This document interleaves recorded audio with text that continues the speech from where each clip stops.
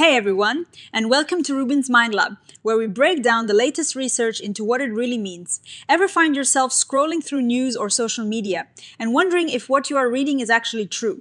Well, this new study dives right into that question, exploring how we can get better at spotting fake political news, especially when it comes from someone like Donald Trump. It is a huge problem, right? This false information or misinformation makes us trust our institutions less and can even affect big things like our health, and how we see important issues like climate change. Scientists are looking for ways to help us fight this. They've tried things like debunking, which is basically fact-checking after the fact. Think of when a news outlet corrects a false statement. And there is also prebunking, which is like giving us a heads up or a little mental practice to build up our resistance before we encounter the misinformation. But even these methods have limits, and sometimes platforms that spread misinformation aren't very helpful in fixing it. So researchers are looking for new, simpler ways to boost our ability to detect fake news. And they found a really interesting clue from another field, deception detection. Figuring out if someone is lying. It turns out people are generally pretty bad at telling lies from the truth for a long time. People thought certain body language cues, like avoiding eye contact, were giveaways, but research shows that is mostly not true. However, one thing that does seem to be a strong indicator is the level of detail in what someone says. Think about it this way. Real experiences tend to be described with more specific details. Liars, on the other hand, might avoid making up too many details because it increases their risk of getting caught. This idea that detail matters for lies might also apply to political misinformation. Previous research looked at statements made by politicians, like Donald Trump and Joe Biden, and found that false statements tended to have fewer details than true ones. This got the researchers in this study thinking, could we use this detail difference to help people spot misinformation? So their big question was, can a simple intervention that just asks people to focus on the level of detail in a political statement help them tell the difference between true and false statements better than just their gut feeling? They based this on the idea that sometimes focusing on just one key piece of information, like detail, can actually improve your judgment compared to trying to process too much information at once. They even did some smaller test studies, called pilot studies, where they found that regular people could indeed notice differences in detail between true and false statements. And importantly, they also realized that people might already have some factual knowledge about political statements which could help them. To test this, they recruited a bunch of Americans, 588 of them to be precise. They randomly divided these participants into 3 groups. One group was the control group, and they just looked at statements and judged if they were true or false like they normally would. Then there were 2 booster groups. These groups were given a little extra instruction. In the first booster group, called the implicit booster, participants were specifically told to focus on how much detail was in each statement. They first rated the statement on a scale of how detailed it seemed, and then they made their true or false judgment. The second booster group, the 2-step booster, was a bit more involved. First, they were asked if they already knew whether the statement was true or false. If they knew, they moved on. But if they didn't know, then they were asked to rate the level of detail and use that rating to decide if the statement was true or false.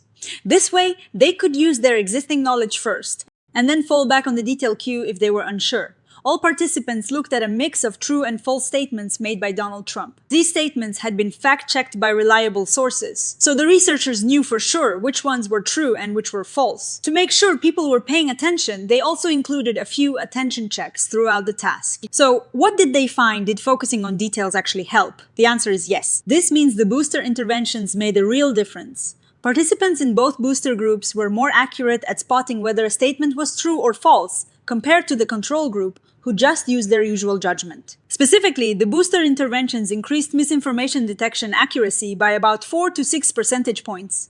That might not sound like a huge jump, but as the researchers point out, in very close elections, even a few percentage points can make a big difference. They also found that people in the study could, without any special training, actually judge Trump's false statements as less detailed than his true ones.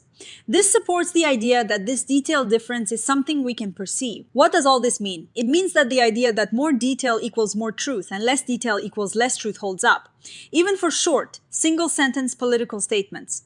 The booster interventions, by guiding people to focus on this detail, help them improve their accuracy. Now, it wasn't a magic bullet for every single statement.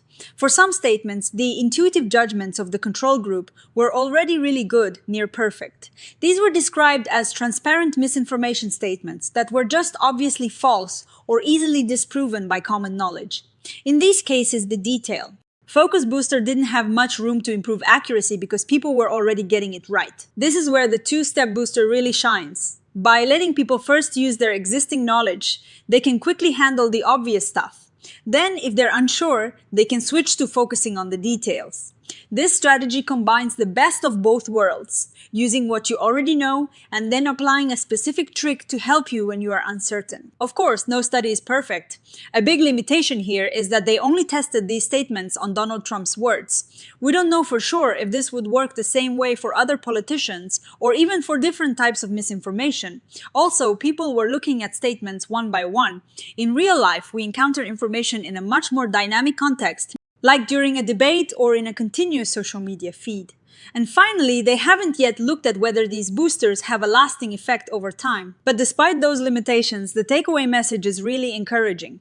Misinformation is a serious issue, but this research suggests that even a simple, quick intervention can help us become better at spotting it.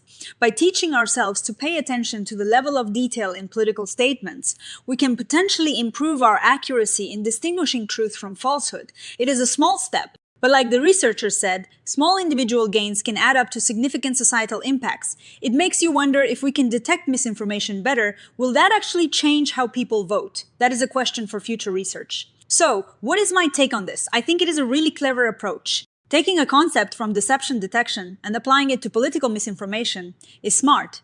The focus on detail is intuitive, and the two-step booster design is particularly interesting because it acknowledges that people already have knowledge and provides a fallback strategy for trickier statements. The fact that they found this effect with simple, single, sentence statements is also a big deal, as that is a common format for misinformation online. The main strength is its simplicity. This isn't a complex course. It is a simple instruction that could potentially be incorporated into everyday news consumption habits. The limitation, as they noted, is that it was tested on one politician. I'd love to see if this generalizes to different political styles or even to non-political misinformation, like health claims. Also, understanding the long-term impact and how often we might need to be rare boosted is crucial for real-world application. Ultimately, this research offers a practical, accessible tool that empowers individuals to be more critical consumers of political information. It's a great reminder that sometimes the most effective solutions are the simplest ones, hidden in plain sight within the very information we consume. Thanks for watching RUBIN'S Mind Lab. If you found this interesting, please give this video a thumbs up. Leave a comment below with your thoughts on spotting misinformation, and don't forget to subscribe for more insights into the fascinating world of psychology. See you next time.